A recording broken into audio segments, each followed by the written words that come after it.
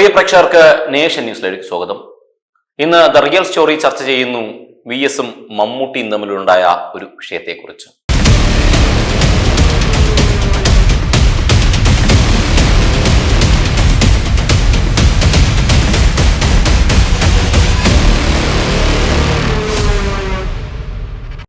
ഏറെ വേദനാജനകമായ വാർത്തയാണ് നാം എല്ലാം കേട്ടുകൊണ്ടിരിക്കുന്നത്.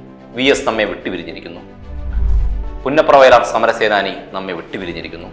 കുറച്ചു കാലം മുമ്പ് VS പ്രതിപക്ഷ നേതാവായിരുന്നപ്പോൾ ഉണ്ടായ ഒരു കാര്യമാണ് ഓർമ്മയിൽ വന്നത്. മമ്മൂട്ടിയോടായിരുന്നു ആ കാര്യം. ഒന്നുകിൽ മമ്മൂട്ടിക്ക് കൈരളിയുടെ ചെയർമാനായി തുടരാം, അല്ലെങ്കിൽ കൊക്കക്കോളയുടെ അംബാസഡർ ആകാം.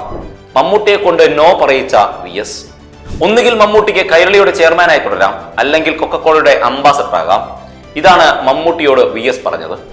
VS പ്രതിപക്ഷ നേതാവായിരുന്ന കാലത്താണ് നടൻ മമ്മൂട്ടിക്ക് കൊക്കക്കോള കമ്പനിയിൽ നിന്ന് മികച്ച ഓഫർ വന്നത്. അവരുടെ ബ്രാൻഡ് അംബാസഡർ ആകാനായിരുന്നു ഓഫർ. അദ്ദേഹം അത് സ്വീകരിക്കുകയും കമ്പനി പ്രഖ്യാപനം നടത്തുകയും ചെയ്തു. അതിന്റെ വാർത്ത പത്രങ്ങളിൽ വന്ന അന്ന് കോട്ടയം ഗസ്റ്റ് ഹൌസിൽ മാധ്യമപ്രവർത്തകരെ കണ്ട VS-നോട് ഒരു ലേഖകന്റെ ചോദ്യം ഇതായിരുന്നു: കൈരളി ചാനലിന്റെ ചെയർമാനായ മമ്മൂട്ടി കൊക്കക്കോളയുടെ ബ്രാൻഡ് അംബാസഡർ ആകുന്നതിനെ പറ്റി താങ്കളുടെ അഭിപ്രായം എന്താണ്?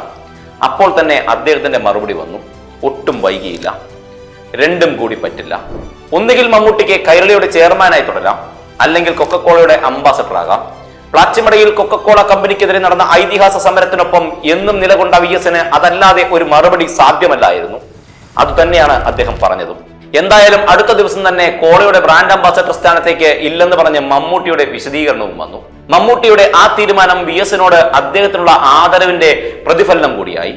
പ്ലാച്ചിമട കൊക്കക്കോള വിരുദ്ധ സമിതി നേതൃത്വത്തിൽ നടന്ന സമരം വലിയ ജനകീയ പ്രക്ഷോഭമായി മാറിയതിൽ പ്രതിപക്ഷ നേതാവായിരുന്ന VS അച്യുതാനന്ദന്റെ ഇടപെടൽ വലിയ പങ്കാണ് വഹിച്ചത്.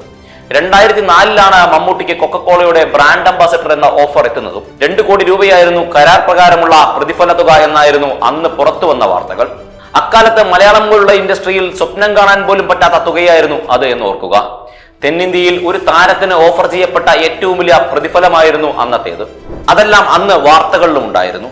അതാണ് VS-ന്റെ ഒറ്റ വാക്കിൽ മമ്മൂട്ടി ദൂരെ വലിച്ചെറിഞ്ഞ ആ ഓഫർ.